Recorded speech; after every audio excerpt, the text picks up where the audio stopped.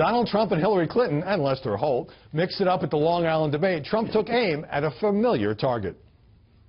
Mr. Trump, a lot of these are judgment questions. You had supported the war in Iraq before the invasion. What makes your judgment? I did not support the war in Iraq. 2002. That is a mainstream media nonsense put out by her because she, frankly, I think the best person in her campaign is mainstream media. Hillary Clinton made a more friendly reference, inviting the media to back her up. Well, at least I have a plan to fight ISIS. No, you're telling the enemy everything you want to do. No, we're not. See, you're telling the enemy everything you want to do. No wonder you've been fighting. No wonder you've been fighting ISIS your entire adult life. Folks, go to the fact checkers. Get to work. Get to work, fact checkers. So that led to a remarkable story in the New York Times, quoting 7 unnamed Trump advisors as saying that he had an erratic debate, that he didn't concentrate or focus enough during debate prep, according to his own people speaking anonymously to the Times. And Heidi, Donald Trump then tweeting, as I mentioned in my interview with Kellyanne Conway, if you see sources said, do not believe it, this is just made up lies. What do you make of the idea that this story was fiction and the idea that at least some of Trump's people would vent in this fashion to a newspaper? Well, it certainly wasn't fiction. They talked to a number of advisors, but there's a few different possible interpretations here.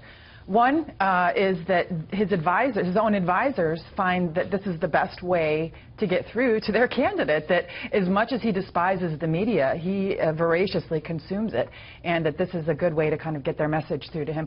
The second is that the use of the word advisors is kind of a loose term, right? Is this really his immediate circle of advisors? Are these people outside, like Corey Lewandowski, who talk to the press, but who also still talk to Trump? The most unflattering interpretation is that this is like what we saw with the Clinton campaign in 2008, which, as the campaign is struggling, we see an erosion of loyalty within his inner circle. We don't know. Bottom line, we don't know who those advisors were. Molly. Well, it is true that people are a little too reliant on anonymous sources, and they're a little bit too focused on this type of horse race action. I think there were many interesting questions out of the debate, and we saw a lot of groupthink in how the media approached it. I think he actually didn't do as poorly as many people in the press said, and she didn't do as well as they thought. There were different periods of the debate. He did all right at first. He did well in the first 20 minutes. So you're seeing a gap between the almost unanimous or overwhelming verdict of the pundits that this was absolutely disastrous for Donald Trump, and the public, which might be more divided? Yeah, she did well, and I think that's a way to put it. She did well. Her numbers improved. I don't think it particularly hurt him, and he was able to get his core message out about the direction of the country going in the wrong way. And as far as she did, I don't know how well she did at laying out her policy agenda. Well, my own unnamed source says that the debate prep was a mess because there were too many people with conflicting agendas, and some with no political experience, and also that Donald Trump was very mad at these leaks, which would suggest that he takes them seriously as opposed to them being fiction. Yeah, I mean, they're not fiction. I mean, he just said that. He says a lot of things. But, we've all seen, all of us who've covered campaigns have done these stories and have seen these stories. When a campaign is frustrated and unraveling a little bit, these kinds of sources come and contact reporters and tell them stories. And when a campaign is a tight ship and when it's going better, these things don't happen. I covered Hillary Clinton's first Senate race very closely. By the end, the Lazio campaign you were getting these kinds of stories from the Lazio campaign. All right, well, here's a named source, on-the-record interview, Donald Trump with the New York Times, which ran over the weekend, in which he just comes out and says that Hillary Clinton was an enabler of her husband. She attacked the women who Bill Clinton mistreated afterwards. So he didn't do it in the debate. He did it there. His surrogates have been doing it, as I mentioned to Kellyanne. And media, Washington Post knows, is now giving this lots of coverage. So are we is Trump getting us to do his dirty work? Sure, he's a master at controlling us. We cover whatever he says, including the midnight tweets. But I think as we go down this road, we'll see what happens in the next debate. But I think we in the media have to keep this very fact-based, because if Donald Trump goes after Bill Clinton, that's one thing. But if he goes after Hillary Clinton, we've got to stay very narrowly focused, like the Post did in that story, in posing the question, was she an enabler, as he says?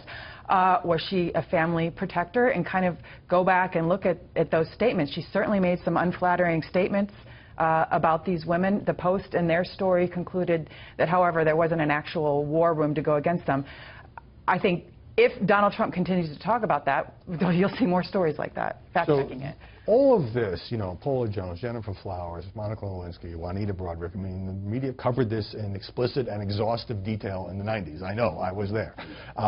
Is it relevant to bring it up now, or do we simply have no choice if one of the two presidential candidates wants to make this a major issue? Well, you're seeing a lot of journalists pretend like this is just a Bill Clinton story. They're saying, oh, that's old news, that's just Bill Clinton, that was in the past when he was unfaithful. They're completely uncurious about any rumors in the present day in a way that's reminiscent of the John Edwards campaign. But more than that, this really isn't about Bill Clinton at all. This is about Hillary Clinton and her handling of those scandals. And there are very damaging specifics that they should be mentioning. Her hiring of Jack Palladino, the private investigator, to smear Jennifer Flowers, the way her law firm partners brought in every single woman on a long list of names to threaten to keep silent. These are things that have nothing to do with Bill Clinton, I mean only tangentially, but really do speak to her and whether she's willing to defame women who threaten her power. But if the press goes down this road, are journalists then obligated to talk about Trump's 3 marriages and, of course, the tabloid frenzy, which I covered in New York in the early 90s, over his relationship with Marla Maples while he was married to Ivana? Is that where we're going? Is this what people want? I wouldn't say the press is obligated to bring that up about Trump, actually. Hillary Clinton is obligated to raise that as a counter issue if she decides to go that way. Heidi's right. What we do is what the media does is the media follows what candidates say. And there are downsides to that, but there are actually, you know, there's a certain logic to it. And it's Trump's responsibility, you know, and we'll talk about this later, but, you know, if Trump wants certain issues to come up in a debate, it's up to him to bring them up.